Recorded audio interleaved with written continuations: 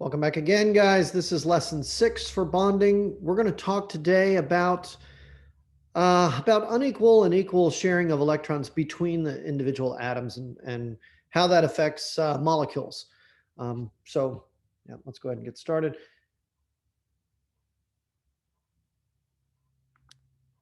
So here we go.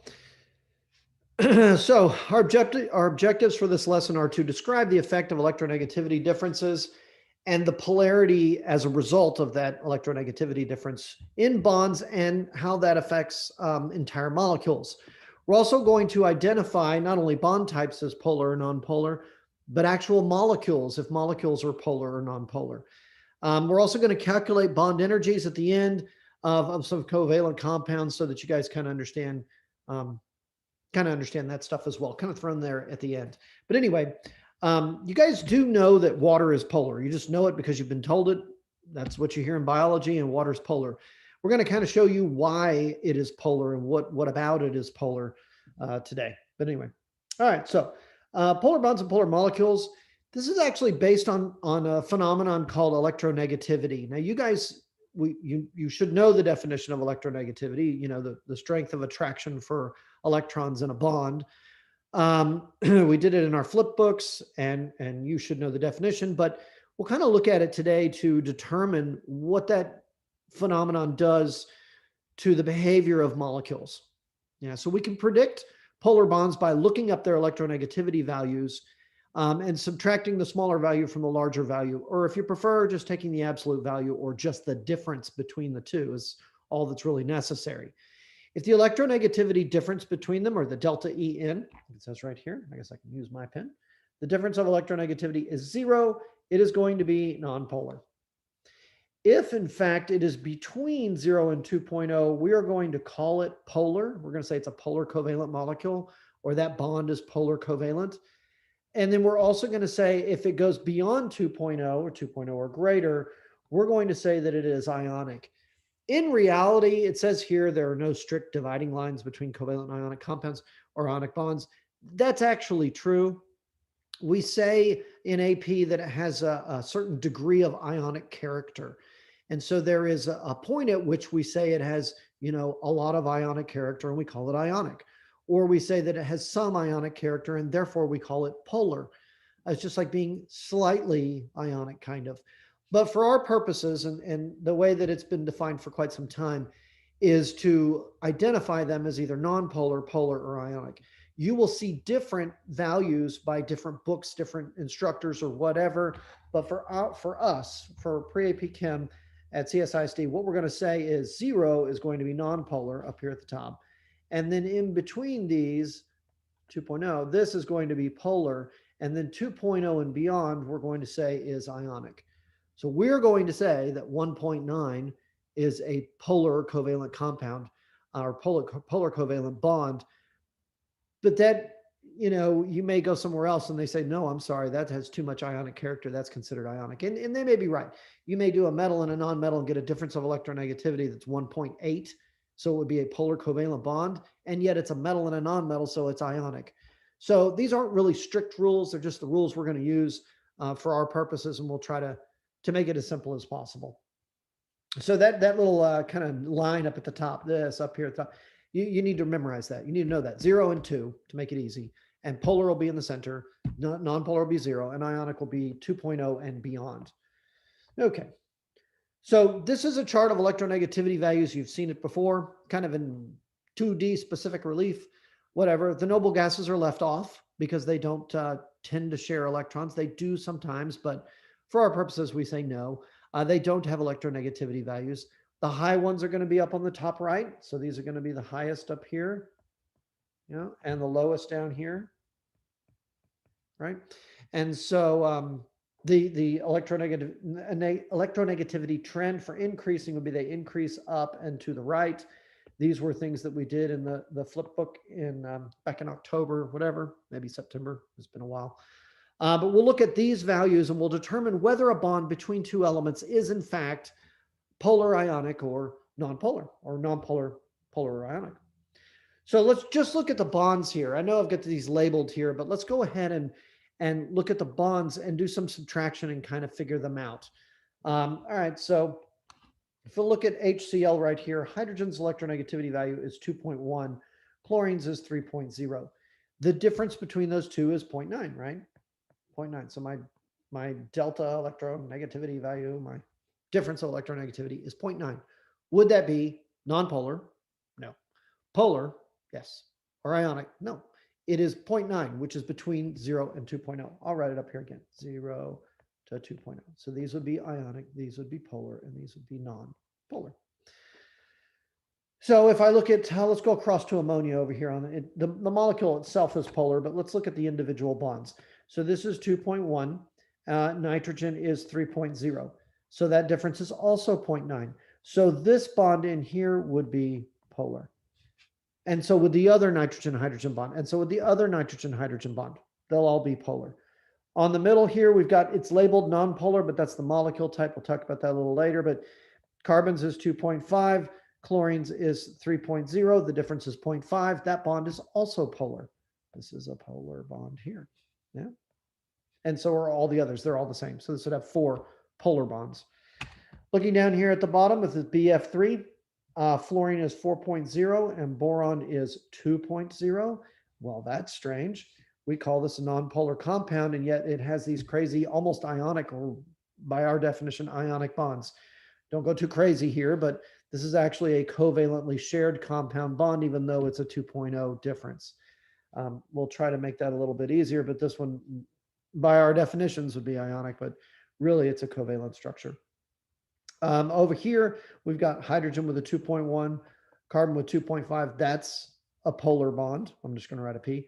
And then if up here, this chlorine is 3.0, this is also a polar bond. They're sharing the electrons in, different directions. They're being, remember that electronegativity value is the strength for attraction of electrons in the bond. So it's pulling the electrons in the bond closer to it.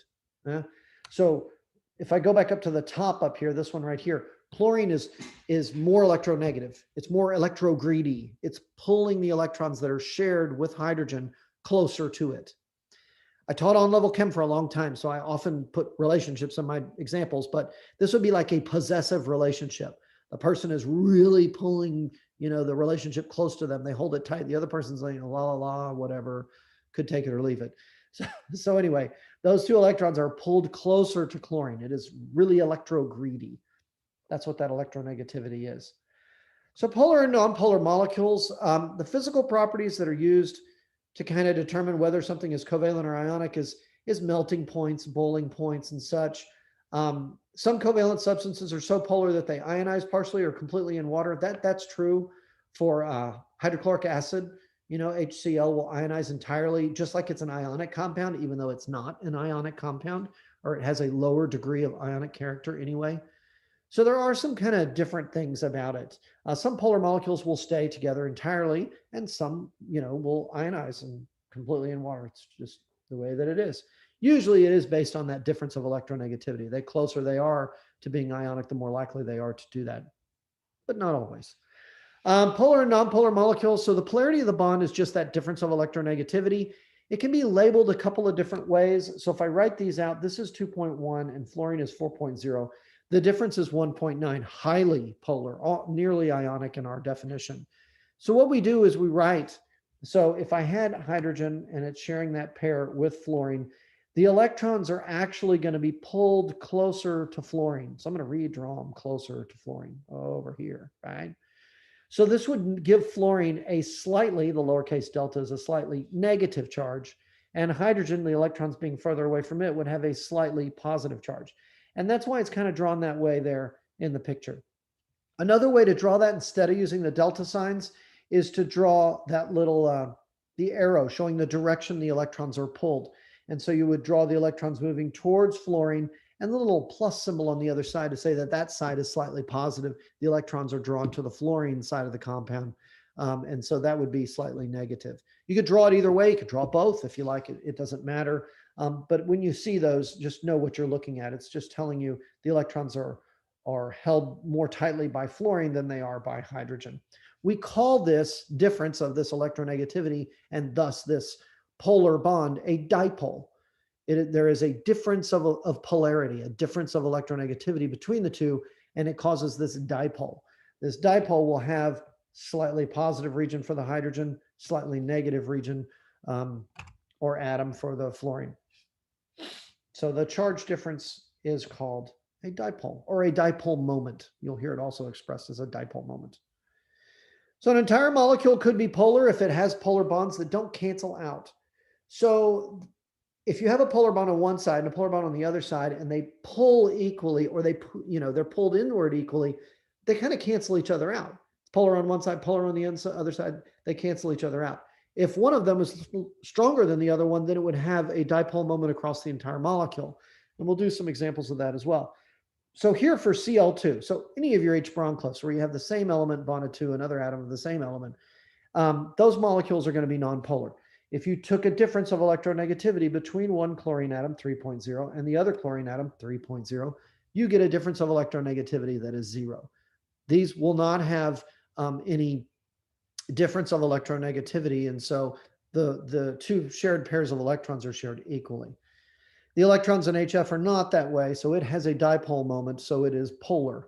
It is a polar molecule where the Cl2 would be nonpolar. Pretty much all heteronuclear diatomic molecules are going to be polar. I mean, unless their difference of electronegativity is 0, they're going to be considered polar. It can be that their difference is still 0 and one atom has more electrons than the other and it behaves differently as a result, and we'll cover that more later. Certainly we'll cover that in AP, but for our purposes, if it's heteronuclear, meaning two different atoms that are forming that molecule, it's going to be polar. Okay, so doing an example, and this is back in your chart. You're going to have to write some of these things in there and talk about the 3D structure for each of our structures back in that chart. And I'm just going to show you these, and then we're going to do some examples. But for linear structures, if you have the same element on both sides of a 120-degree bond angle or sp hybridized structure, you're actually going to have a difference of electronegativity that is going to be the same. So in other words, you have, this is 2.5 and this is 3.0. So this will be pulling in this direction, and it'll be pulling in this direction because that's the same 3.0 over there. And so because it's pulled equally on both sides, the dipoles are the same, and so they cancel each other out. It doesn't mean that the bond's not polar anymore. The bond is, but so is the bond on the other side, and so they cancel each other out. Here we on HCN, it's a little different. Hydrogen is 2.1, the carbon is 2.5, nitrogen is 3.0. This one is pulling electrons in this direction, and these electrons of this bond are being pulled towards carbon. And so this would be a polar molecule. You know, more of the electrons are on one side of the molecule than the other. They're being pulled in a certain direction. That's not canceling out here. And so this would be a polar molecule. And so you'll need to write that down in the chart as well. Yeah. Looking at trigonal planar or sp2 hybridized structure, or AX3 if you like, if you were talking about your describing it as AX3 instead of as your hybridization. Anyway, if they were the same thing all the way around, say it was like boron, this would be, what is boron? Look, boron trifluoride. So this would be fluorine on the outside with the 4.0 out here and a 4.0 out here and the 4.0 out here. That's the highest. So it's going to be pulling these in this direction, pulling in this direction, pulling in this direction, but pulling equally amongst all of them. And so if those atoms on the outside are all the same, you're going to end up with a non-polar molecule. Each of the bonds are polar, but they cancel out all the way around the molecule. And so it is nonpolar. If one of those fluorines were substituted for, say, something with a different electronegativity value, like say this was fluorine and this was fluorine, but this one was chlorine, so BF2Cl, suppose, it would be different. It would be a polar molecule. So one would be, it would be pulling, but not quite as much as this one would, because chlorine's value is 3.0 and each of these are 4.0. So if you see something that's different, it's generally going to be a polar molecule. For bent structures, and this is not always true, but it's a good rule of thumb, is that if you see lone pair electrons on the central element, it generally, almost always, is a polar molecule. There are a couple of exceptions for that. One in particular, square planar, we'll cover that in AP Chem. But for you guys, if you see lone pair electrons on the central element, it is almost always polar. And so right here, we've got this bent nature, that's polar. What's happening here is nitrogen is 3.0, oxygen is also 3.0, isn't it? Well, whatever. It's going to be pulled in two different directions like this. There is no electronegativity value on top because there's no atom up there. And so this would be pulled downward, all the electrons downward, or all upward, either way, if it was pulled towards the nitrogen. And so actually that would be a polar molecule. So you won't have symmetry. Another thing to look for is not just the lone pair electrons on the central element, but is it symmetrical? Is that structure going to have bonds that cancel out on both sides, or is it going to, point in a certain direction?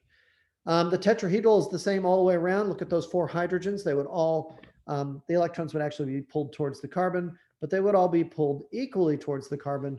And so that's actually going to be a non-polar molecule. The bond type is polar, but the molecule canceling out all the way around would be non-polar.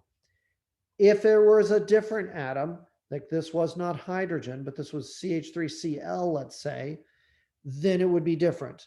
Having that different electronegativity value out there causing the electrons to move on a different side of the molecule would make it a polar molecule. For trigonal pyramidal, got a lone pair of electrons on the central element. So these would all be, in this direction here, but there is nothing on the top with an electronegativity value to cancel out.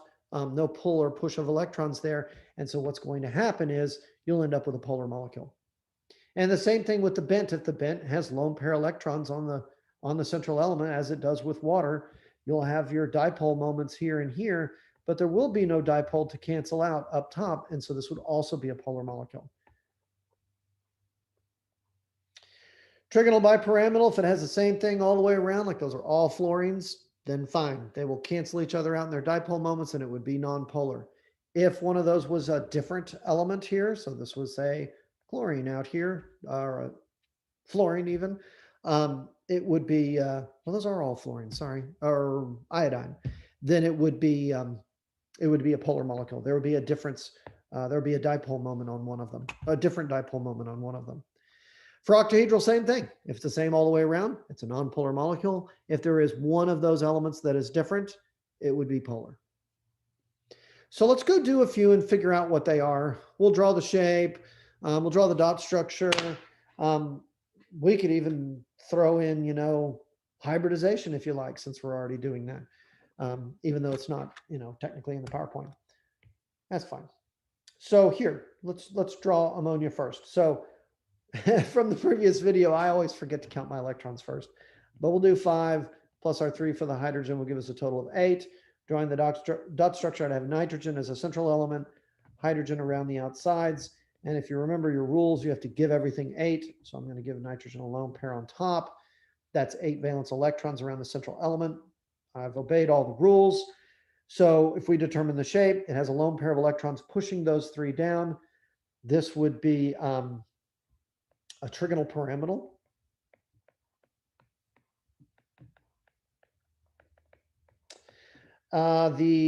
Let's see, is it symmetrical? It is not symmetrical because it's got 3 things going down and a lone pair on top. I know it looks kind of like it's got symmetry here, but it's not symmetrical. So it is, oh, it's not non-polar, it's polar. We drew the dot structure to determine the shape. We said that it's going to be polar. Let's go further. What would the hybridization of the central element be here? I see 1, 2, 3, 4 regions, right? So that would be sp3 hybridized. Yeah. Number of sigma bonds, just because I'm crazy, it would have 3 sigma. Oh, tolerate your sigma. 3 sigma bonds. That's good enough. We went a little further than we're supposed to, but it would be a polar molecule. Taking our lesson today, our objective today is the review. Okay. How about SO2? Draw SO2. Do it all by yourself and then come back and I'll show you. Okay, so SO2, sulfur, oxygen, oxygen. I have done it again. I have drawn the molecule without counting my electrons first. I shouldn't have a license to teach. Okay, 6 plus 12, they're all in column 6. It'll be 18 total electrons, and I have 20 drawn. That's no good. So we're going to take a pair, and share a pair. There we go. So now, do I have 18 electrons? I do. So this is my correct structure. It probably would be better drawn to demonstrate the lone pair, kind of pushing down on those other bonds like this. That might make it easier to see that it is in fact bent. It's fine. Is it symmetrical? It is not. It doesn't have three things around it that are pulling or pushing. So what we have here is a non-symmetrical structure, which is polar. Polar? It is polar. And then if we went beyond, let's go beyond. Why not? The central element has three regions of electron density. So that would be S, P1, P2. So it'd be SP2. And what else can we do here? SP2 hybridized. Was there something else? Oh, number of sigma and pi's. Why not?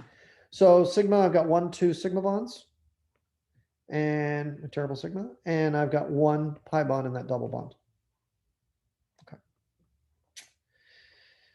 We did, of course, go beyond, but yes, it's polar. Interesting. Kind of draw that strangely. It's bent, but kind of not as bent.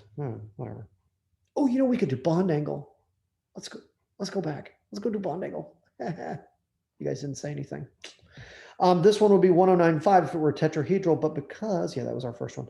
Because it's not, it has a lone pair, it's actually less than 109.5 degrees. If we go back to the SO2, it's got three regions, so that'd be 120, but it has a lone pair, so that bond angle will be less than 120 degrees.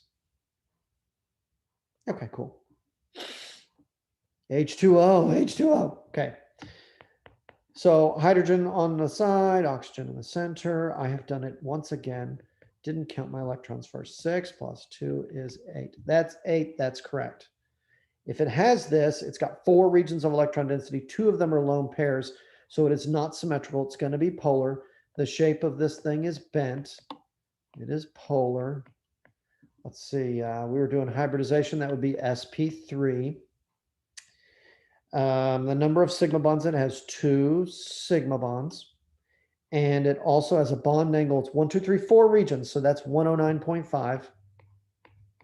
But because it has lone pairs, it's going to be less than 109.5. Yep, polar, yay. Ooh. BF3 will look like this.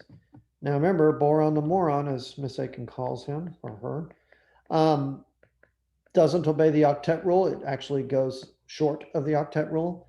So this will have 3 regions of electron density around the center. If I count my electrons, I've got 21 plus 3 is 24. I've drawn it correctly. If I determine the shape of, shape of this, it would be trigonal planar. And it is symmetrical all the way around. No lone pairs on the central element here. So this one would be our first one we're looking at that is non-polar. Beyond non-polar, what else did I do? We did hybridization. So this would be S, P1, P2, SP2. So be SP2 hybridized. There are 3 sigma bonds in this, 36. Let's draw a better sigma, tell it. Whatever, 3 sigma bonds. I just can't do it. 3 sigma bonds, and it is the bonding will be 120 degrees. No lone pairs, so not less than, but straight up 120 degrees. Okay. CH4, carbon in the center, hydrogens around the outside. This one will be a tetrahedral shape. Remember, it looks like it's 90 degrees, but they're not. It's got to be 3-dimensional. This is 2D. The shape is tetrahedral. The bond angle will actually be not less than, silly. It will be 109. I'm going out of order here. 109.5 degrees. It is symmetrical, though. They're canceling each other all the way around. So this will be a polar molecule. It'll have polar bonds individually, but the whole molecule as a whole will be polar, non-polar. Oh, what did I say non-polar, right? It's non-polar. Stop talking. The number of sigma bonds would be 4, so it'd have 4 sigma bonds. And then 109.5 degree bonding. Sorry about all the review, guys. Yeah, why not? Can't hurt. So last thing that we're going to talk about in this unit are bond energies. It requires energy to actually break bonds, and then the energy is stored in bonds as they're reformed. So when bonds form, the energy is actually released. So energy required, not as much energy. Some of it's going to be stored in the bond, some of it's going to be given off. But the energy required to break a bond in a chemical bond is called that bond dissociation energy. And it can be calculated, but we're just going to give you those values, or it could be determined experimentally, but we're just going to give you those values. So double and triple bonds have higher bond energy than shorter bonds, than single bonds. Single bonds are going to be the strongest type of bond, like we talked before. Pi bonds are going to be a little weaker. That doesn't mean that a triple bond is 3 times the strength of a single bond. It's not. Or that a double bond is twice as strong as a single bond. They're not. They're just stronger. They have those additional electrons in pi bonds above and below the plane. It's easier to break the pi bonds than it is the sigma bonds. So there you go. Single bonds are going to have the longest length and the most amount of, the least amount of energy. The double bonds will have more energy and they're going to be closer, shorter bond length. But the shortest is going to be the triple bond, and it will have the most energy. It will require the most energy to break, and therefore it will have the most energy stored as well. So anyway, the heat of reaction, or the delta H, this is the enthalpy of a reaction, can be calculated by using bond energies and this formula. It's the bonds broken in the reactants. So you break up all the bonds in the reactants and then you reform them as products. And so, I should have written these down and I didn't, but that's okay. So what you do is you look up what these values are, and I like to draw them so I can see what's actually happening here. So I have a hydrogen bonded to a hydrogen here and a chlorine bonded to a chlorine here. Those two things are added together to produce 2 individual molecules of HCl, right? And so what I'm going to do is I'm going to break all the bonds in the reactants, and I'm going to break all the bonds on the products, and I'm going to take a difference of those two.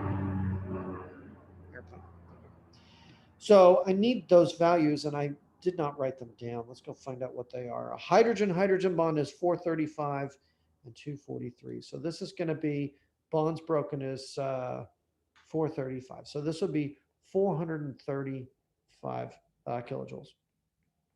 And I believe it was 243. Okay. So this would be 243 kilojoules. Then I have a different value for my HCl's, my hydrogen to my chlorines.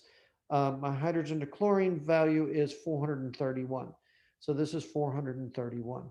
Now I actually am breaking this bond, finding out how much energy is in that bond and that bond. There are 2 that are 431. So what I'm going to do is I'm going to take the sum of the energy of the bonds broken. So I'm going to add up everything over there. So my delta H is going to equal my hydrogen-hydrogen bond of 435 kilojoules plus my 243 kilojoules, and that will represent my bonds broken, my reactant bonds. And then the bonds that are formed, the energy there is going to be subtracted. The sum of those is going to be just the 2 times the 431.